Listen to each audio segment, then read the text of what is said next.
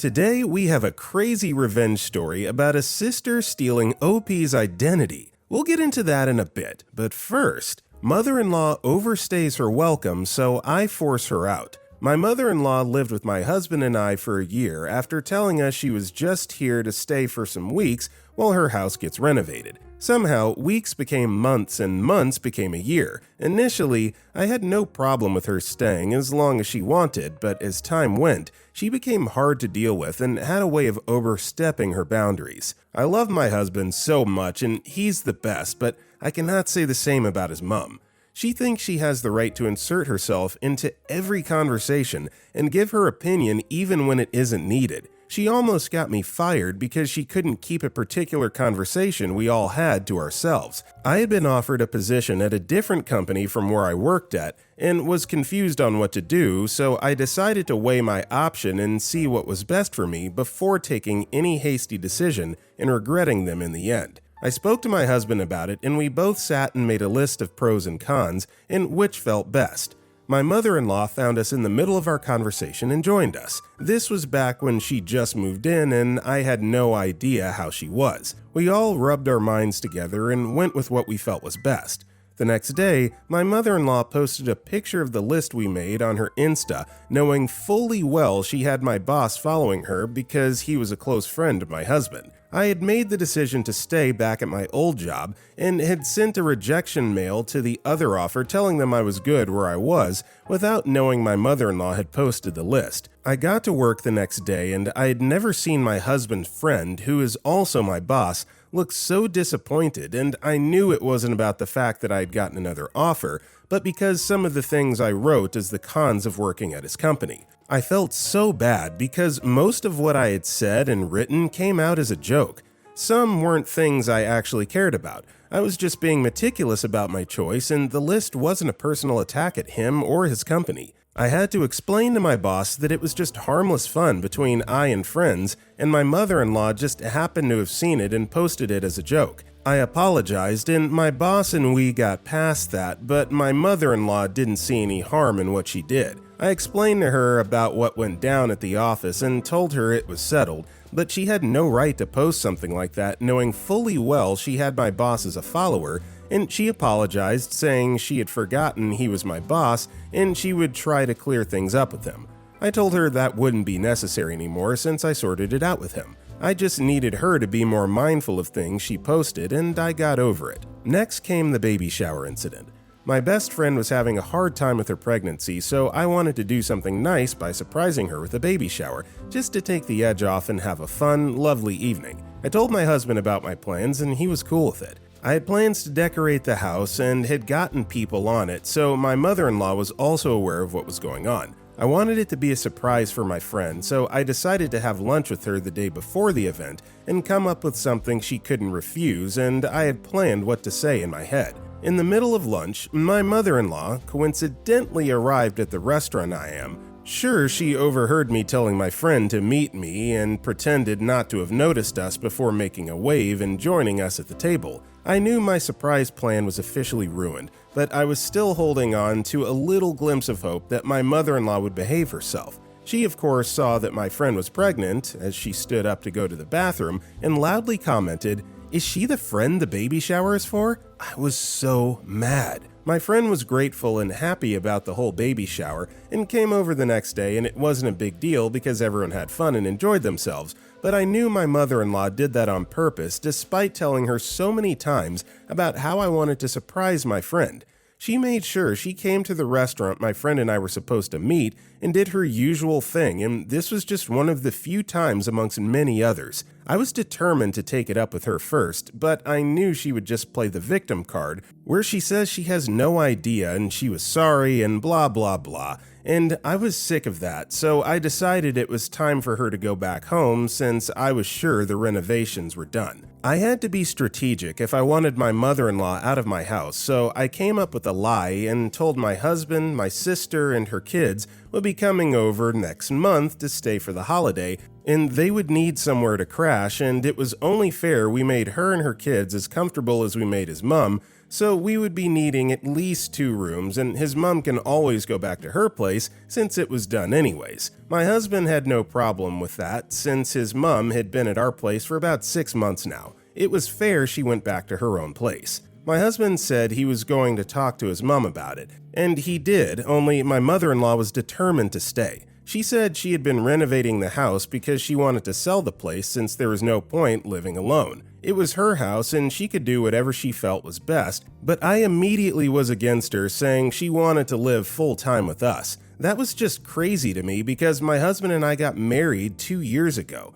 We don't have any kids yet, so his mom staying with us is crazy, and I wasn't going to stand for it. I told her to her face that I was sorry, but that wasn't going to be possible. It was my house as much as it was my husband's, and I had the right to decide the affairs of what goes on in my home. I also told her she was welcome to come over once in a while, but that was about it. She looked shocked to have been told something like that, which I'm guessing she wasn't prepared for, but I couldn't care less. I just wanted her out of my house. Mother-in-law told us to give her a little more time to get an apartment, and my husband and I agreed that it was fine. I later told my husband my sister wouldn't be coming this year anymore since she didn't want to be a bother, which my husband bought. I do not think I went too far by telling my mother-in-law how I felt about her moving into my home, and I don't think I was being disrespectful in any way. If anything, I was just being honest, but I don't think mother-in-law saw things that way. She began distancing herself away from me and paying more attention to her son. If I weighed in my opinion on any little matter or even so much as spoke to my husband, she was always ready to retaliate. For instance, I told my husband to get some milk on his way back from work because I always got in later, and my mother-in-law said I was being too bossy and controlling to my husband. Her tone of voice was enough to let me know she meant war, and I wasn't going to let her have that, so I started walking on eggshells around my mother-in-law. I was very mindful of the things I said in front of her, not because I was too scared to retaliate, but because I knew she would leave soon, so I was willing to endure her constant annoying attitude till she left. Then she took things too far by inviting my husband's ex-girlfriend around for last year's Christmas dinner. I had no idea she was an ex of my husband because, according to mother-in-law, she was a close friend of my husband since high school, till he left for Boston and never saw each other again. She said she recently ran into her at a store and invited her over for dinner, and I had no problem with that since it was nice to reunite with an old friend. Then we were at the dinner table, and the story that I was hearing from the ex was different from what my mother-in-law told me. She and my husband had been in a relationship when they were both in law school and broke up because she had to move to another city. I felt so insulted by my mother-in-law, I couldn't hold back my anger and decided I was done playing nice. I basically told her she went too far by lying, and she said that was the story my husband told her. I was used to her lies by now. What I just found hard to understand was how she found it so easy to shift the blame to her son whenever she had been caught lying. I made it clear that I knew she was just trying to taunt me because I told her she couldn't stay with us, and she went on and on about how it was an honest mistake. She even began to cry. Needless to say, dinner was ruined and it was a very awkward night. I admit I could have handled the situation more better, maybe after the guests had gone, but I was just tired of mother-in-law's lies and pretentious behavior. We somehow managed to settle our differences, yet January came and went. My mother-in-law was still at our home, and it was the same for February. She still hadn't moved. My mother-in-law had spent a year in our home, and she was still looking around for somewhere decent. I decided it was time to cut the BS and follow her apartment hunting, and every apartment had an issue. I was tired at this point. It was clear that my mother-in-law was doing everything in her power not to leave, so I had to force her hand, so I decided to call my sister-in-law. She was my husband's elder sister who had little tolerance for misconduct. I didn't want to have to resort to that option because my husband and his sister weren't on good terms, but she had no problem with me, and as long as I can remember, we always got along. I gave her a call and told her her mother had been staying at our place for over a year now, and she wasn't too surprised by this because her mom had been staying at her place before she forced her to leave, and this made her move to my husband's house. I told her it's been a year already and I needed my home, and she understood perfectly. She told me she was going to handle it, and she did. She took a flight to Boston, where we both went apartment hunting and got talking. This is how I found out my mother-in-law actually sold her house 2 years ago. We found a nice apartment, and sister-in-law and I set up the place. I really have no idea how sister-in-law managed to get her mom to move out of the house, but she did. The next week, mother-in-law had moved into her own apartment, and I was so happy. I wished I'd made a call sooner to sister-in-law, but I'm just glad I have my home back. Also, hi, my name is Brendan, and if you guys enjoy these Am I the Jerk videos, it would be awesome if you left a like or left a review if you're listening to our podcast. That said, our next story is Don't Be a Pushover. In whatever you do, do not be a pushover. I mean this in the most literal sense possible. Not to your friends, not to your coworkers, and definitely not to your family members, because they will walk all over you. And there would be nothing you can do about it. Absolutely nothing. Well, that's unless someone like me comes along to right the wrongs. From the moment I met Ernest's older brother, Denton, I could feel the unbalanced emotions between them. Denton was the type who took pride in being the successful one in the family, and he had never let anyone forget it, and when you have a younger brother, you surely would not want them to forget it, especially not Ernest. He treated Ernest like he was still the awkward little brother who could never quite measure up, and the worst part, Ernest never said anything. He just swallowed it, avoiding conflict, even when it was obvious Denton's jabs hurt him. Denton was everything Ernest wasn't, be it fortunately or unfortunately. He ran a successful company, drove flashy cars, and made sure everyone knew he had made it. Ernest, on the other hand, was the hard-working one, the type of person who values doing things the right way, with no shortcuts, even though it makes him feel like the odd one out. He was a talented designer, and even though his freelance work was respected by everyone who saw it, Denton constantly belittled him. To Denton, Ernest's successes were small and insignificant. Anytime Ernest contributed, Denton would find a way to criticize or downplay it. Denton acted like Ernest's work was unworthy of real recognition. Even when Ernest helped him with major projects that ended up saving Denton time and money, he wouldn't give him credit or, more importantly, proper payment. And Ernest, being the kind-hearted person he was, never pushed back. He'd rather keep the peace than argue over what was owed to him. I hated watching it happen. It wasn't just brotherly teasing as you would think or expect from sibling rivalry. Denton's words were sharp and condescending, always making Ernest feel like he wasn't good enough. I did not always see it during the earlier days of dating Ernest. I watched his brother from afar and didn't get too close, but after the engagement, I saw him more often than I would have wanted. For months, I bit my tongue. I didn't want to make things worse for Ernest, but I couldn't ignore it either. Denton wasn't just undermining Ernest's work, he was undermining Ernest as a person, and it was tearing me apart to see someone I loved so dearly being treated like that by his own brother. The breaking point came when Denton asked Ernest to help him with a major project for his company. It was a big deal, a really big one for their company. It wasn't something that would have cost Denton a fortune if he'd hired anyone else. But Denton, as usual, turned to Ernest, knowing his younger brother would not dare say no to him. Ernest, being the generous person he is, spent weeks on the project, pouring all his creativity and skill into it. When he showed me the final designs, I was blown away. It was professional-grade work, something any high-end company would be proud to present. Through this period, his other commitments suffered because he found it hard to give his all to them and go over and above for his brother's project simultaneously. One would have expected that he would focus more on his own work than on his brother's work, but, well, Ernest is Ernest. Denton, of course, complimented the work in the most brief and discarding manner that I've ever seen someone address a creative voice in my entire life. "Great job, little brother." To be honest, it was not about the words he said. He did a good job, and he was his younger brother, quite all right. But it was really about the way he said it, like Ernest had done him a casual favor. Then came the familiar line, the one that made my blood boil. "But, you know, family shouldn't charge family." That was his excuse. No payment, no formal acknowledgement of Ernest's time and effort on the project that would in turn place Ernest on a better trajectory in his career. Nothing of such. Just another pat on the head, like Ernest should be grateful for the opportunity to work for him for free. I could see the hurt in Ernest's eyes, but true to his calming, relaxed nature, he didn't argue.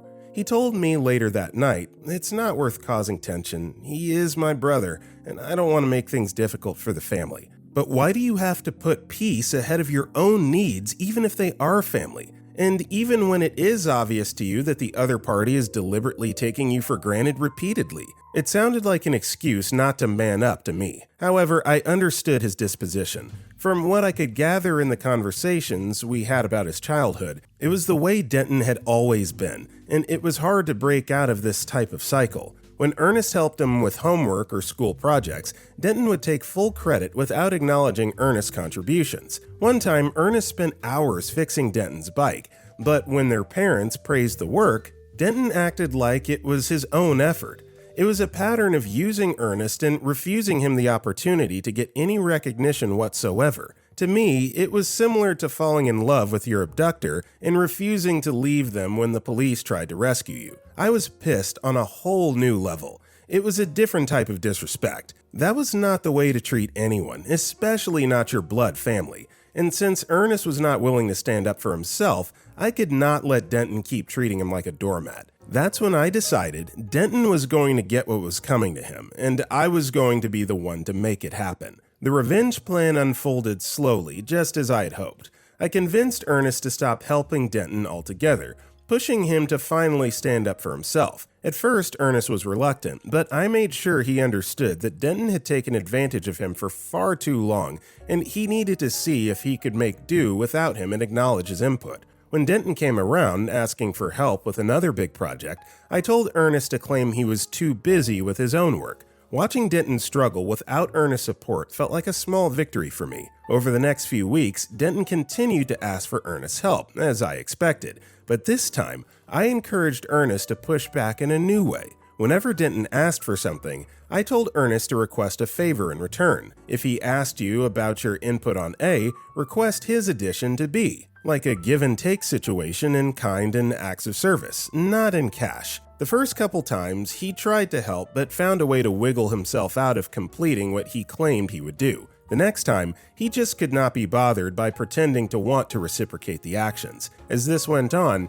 Ernest started getting a bit more pissed and riled up about the entire situation, as Denton did not want to be part of the new family helping family dynamic that Denton actually liked to push forward, and I could not be happier about it.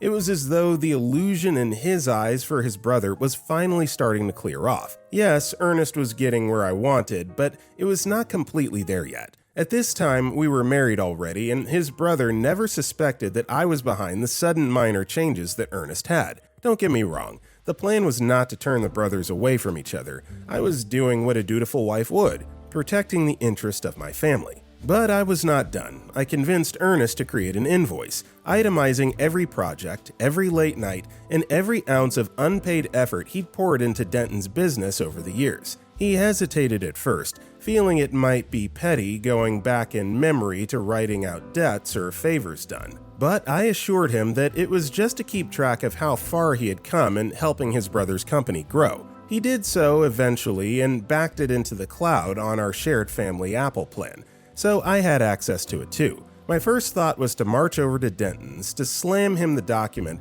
and ask that he start acting right, but that would have ruined the fun and everything. An audience was much better, and the opportunity to have this audience came with one family gathering. It was one of those events where everyone was expected to show up, eat, laugh, share jokes, and at the end of the day, they had to do this more often. The timing couldn't have been better. Ernest and I arrived. The invoice I made him draw up was on my phone. I waited for the right moment, casually engaging in small talk, laughing along with everyone, and watching for the perfect opportunity. When the conversation drifted toward work and family helping each other out, I gently nudged Ernest to bring up his experiences with Denton. "Oh, actually, Ernest has helped Denton out a lot over the years," I said, smiling as if it were just an innocent remark.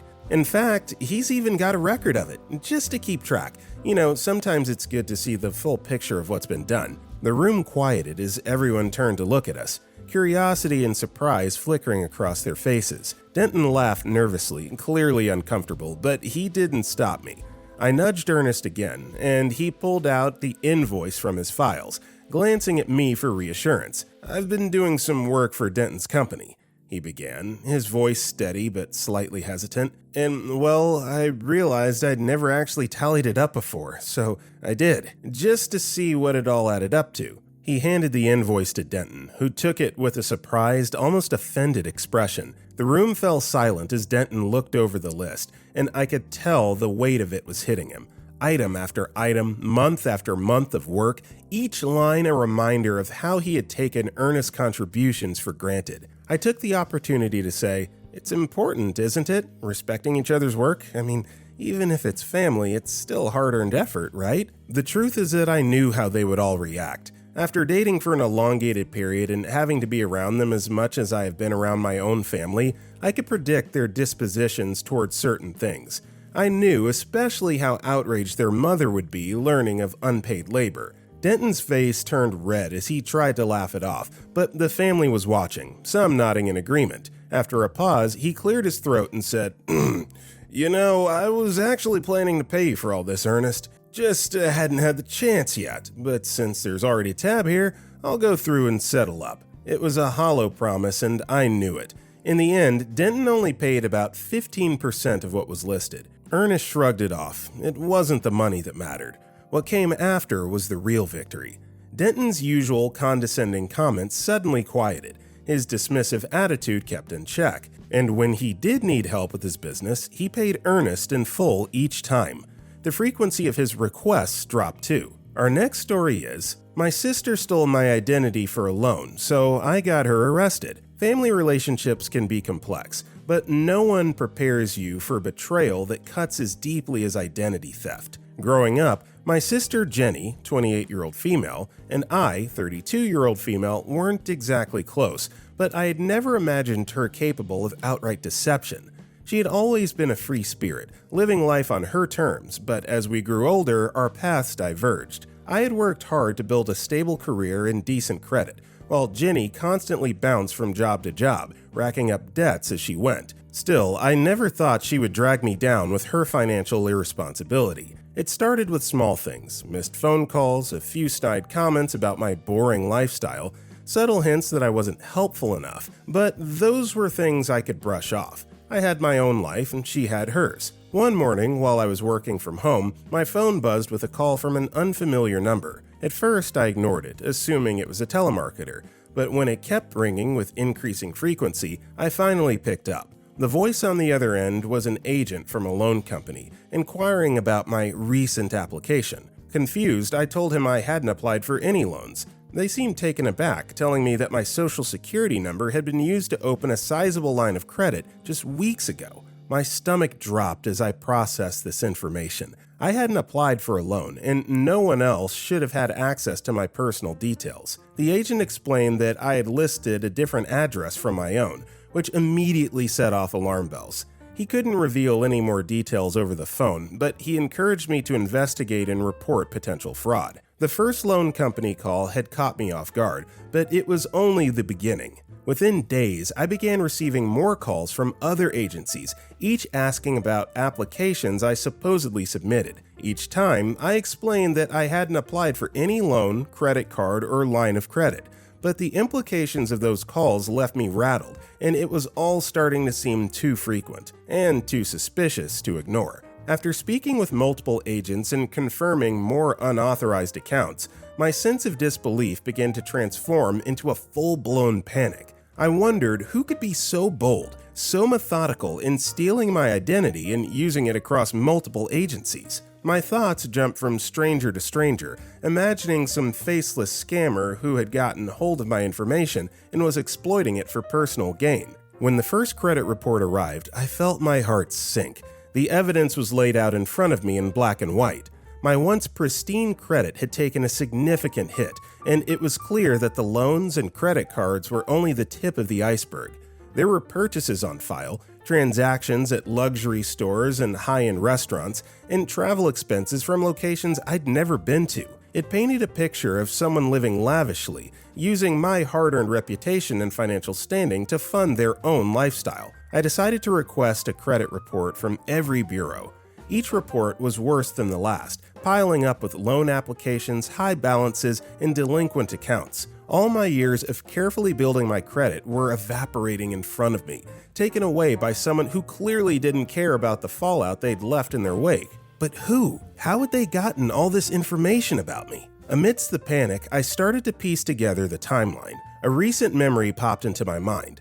The week my sister, Jenny, 28-year-old female, had stayed with me while she was between apartments. At the time, I'd thought nothing of it. We hadn't been close in years, but I figured her staying with me might bridge that gap a little. It hadn't been a long stay, just a few days where she had helped herself to the kitchen, borrowed a few outfits, and as I recalled now with dawning horror, had spent a lot of time organizing papers on my desk. Papers where I kept sensitive documents, like my social security card, old credit cards, and even bank statements I'd been meaning to shred. The thought that my own sister might be responsible left me with a gnawing ache. I tried to rationalize, to tell myself that she wasn't capable of something so manipulative, so outright criminal, but the coincidence was too glaring, and every clue I gathered seemed to point back to that brief, seemingly innocent stay. I remembered her complaints during that visit.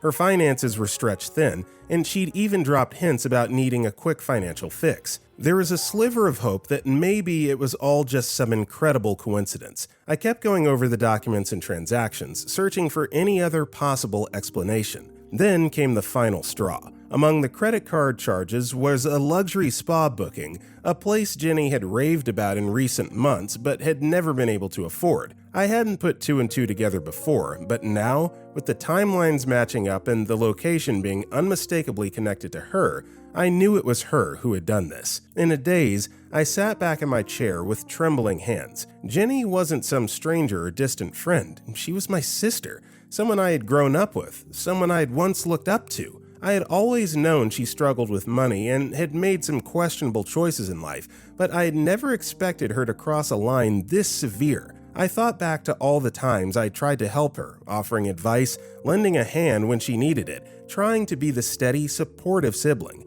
None of that had mattered to her when she decided to take advantage of me in the worst way imaginable. It was more than just a financial disaster. It was a deeply personal betrayal. She hadn't just stolen my credit, she'd stolen my trust, my peace of mind, and left a hole where my relationship with her used to be. I felt raw, exposed, and utterly devastated by the realization that my own flesh and blood had used my life as a stepping stone for her own reckless decisions. The moment of realization was like a cold slap in the face, breaking through the last remnants of denial. My sister, my own flesh and blood, had betrayed me in one of the worst ways possible. There was no question of how serious the situation was. The financial damage she had caused was one thing, but the emotional toll, the trust shattered, it was something I couldn't ignore or brush under the rug. I had to make a decision, and I had to act fast. As I sat there, sifting through the stack of evidence I'd gathered, I felt torn. Part of me wanted to give her another chance, or confront her face to face and let her try to explain herself. Maybe she would show remorse, own up to the terrible choices she'd made, and somehow we could work together to fix this. But the other part of me, the logical side that had already seen how she evaded responsibility over the years, knew better. This wasn't some simple misunderstanding or a minor lapse in judgment. Jenny had planned this, exploited the trust I had in her, and put my entire financial future at risk without a second thought. So I made a choice. It wasn't easy, but I knew it was the only option if I wanted to protect myself and prevent her from continuing down this path. I wasn't just dealing with a sibling squabble anymore. I was dealing with fraud, a criminal act that had already spiraled out of control. And as painful as it was to think about, I realized that if she could do this to me, she could do it to someone else too. If I didn't take a stand now, she would likely continue her reckless pattern of using others to get what she wanted. The next day, I called the police to report the identity theft. My voice shook as I explained the situation, detailing how my sister had used my personal information to secure loans, open credit cards, and rack up debts that hadn't been authorized. Even though the officer on the other end was patient and understanding, I still felt a strange sense of guilt as I recounted everything. It was surreal, like I was narrating someone else's life rather than my own. but each word solidified my resolve. This was the right thing to do, no matter how painful. Once I filed the report, things began to move quickly. The authorities took the situation seriously, as identity theft, especially one this extensive, was a serious offense. They assured me they would investigate thoroughly, but they also warned me that once the legal wheels started turning, there would be no going back. The full gravity of the situation weighed on me, but I reminded myself of everything Jenny had done. The way she had crossed lines I never even imagined. She had known the risks and still she'd chosen to go down this path. After filing with the police, I contacted the credit bureaus to report the identity theft, and I began the long, tedious process of freezing my accounts, disputing fraudulent charges, and securing my financial standing. It was exhausting. Each phone call, each dispute form felt like a reminder of her betrayal. I found myself swinging between anger and sorrow, struggling to accept that this was happening because of my own sister's actions. Word spread quickly once the police got involved. My family was predictably thrown into turmoil. My parents were devastated, blindsided by the news and horrified by Jenny's actions. They had known she was struggling financially, but they hadn't realized how deeply she had fallen or how desperate she had become. They begged me to reconsider, to try and fix things privately rather than pursue legal action. They couldn't understand why I wouldn't give her another chance, and their disbelief was like salt in an open wound. Explaining the situation to them was one of the hardest parts of the entire ordeal. I had gone over the mountain of evidence I'd gathered, walking them through each charge, each loan, each transaction that had put me in this position. They listened in stunned silence, their faces shifting from disbelief to sorrow as the reality of Jenny's betrayal settled in. I could see their heartbreak, and part of me hated being the one to lay it all out in front of them, but they needed to know the truth. My mother pleaded with me to drop the charges, arguing that Jenny could pay me back, that the family should be able to work through things like this. My father was quieter, torn between supporting me and wanting to protect his younger daughter. I tried to explain to them that this wasn't just about the money or the credit score. It was about accountability, about making sure she faced the consequences of her actions so she wouldn't hurt anyone else. In my heart, I wanted to believe she could change, but my rational side knew that without some kind of intervention, her behavior would only get worse. The case went to court, and each hearing felt like an emotional gut punch. Jenny never looked at me during those tense moments in the courtroom. She kept her eyes downcast, barely acknowledging my presence. Her defense lawyer tried to paint a picture of a woman pushed to desperation, a victim of circumstance who had made a mistake under financial strain. But I had prepared for this, knowing they would try to minimize her actions. The evidence was irrefutable, though, and the prosecutor laid it all out. The fraud, the loans, the deceit. Sitting there, watching her avoid my gaze was agonizing. I had once looked up to her, admired her for her creativity and independence, and now she was reduced to someone I could hardly recognize. I couldn't help but wonder if she felt any remorse, or if she had convinced herself that she was somehow justified. The lack of apology, the complete absence of remorse, only solidified my resolve. This wasn't just a mistake or a momentary lapse. It was a pattern of behavior that would continue to hurt others if she wasn't held accountable. Jenny was found guilty of identity theft and sentenced to probation, financial counseling, and a repayment plan. She wouldn't serve jail time, but she would be under strict supervision, and the court ordered her to pay back every cent she had stolen. It wasn't the harshest punishment, but it was enough to ensure she couldn't continue on this path without consequences. In the weeks that followed, I tried to process everything that had happened. My family was still in shock, the relationship strained and fragile in the aftermath of the trial. My parents were heartbroken, struggling to reconcile the image of the daughter they loved with the person who had committed such a betrayal. There were tense conversations, awkward silences, and moments where I questioned whether I had done the right thing. But each time I doubted myself, I remembered the months of lies, the financial devastation, and the feeling of helplessness that Jenny left me with. Though the road to recovery was long, I started to rebuild my life, step by step. I secured my accounts, put identity theft protections in place, and spent countless hours working to restore my credit. The financial burden had been heavy, but the emotional cost was even greater. It took time, therapy, and a lot of self-reflection to fully process the betrayal, to accept that sometimes family can be the ones who hurt you the most. I gradually started to let go of the anger, not for her sake, but for mine. I couldn't keep holding on to the bitterness if I wanted to heal and move forward. She was no longer a part of my life, and I knew that any attempts to reconcile would only open old wounds. Instead, I focused on rebuilding, surrounding myself with friends and loved ones who valued me for who I was, who respected my boundaries and supported my choices. In the end, reporting Jenny had been a painful but necessary decision. She had crossed a line that couldn't be uncrossed, and she needed to face the consequences of her actions. While our relationship would never recover, I found a sense of peace in knowing that I had done what was right, not just for myself, but for anyone else she might have hurt. I had taken back control of my life, reclaimed my sense of security, and found a renewed strength in my own resilience. And though I had lost a sister, I had gained a deeper understanding of the boundaries I needed to protect myself, no matter who tried to cross them. With that being said, that's all the time we have for today. If you enjoyed today's video, drop a like and comment below, and if you want to check out our other videos, click the video on the right. With that being said, I'll see you all next time.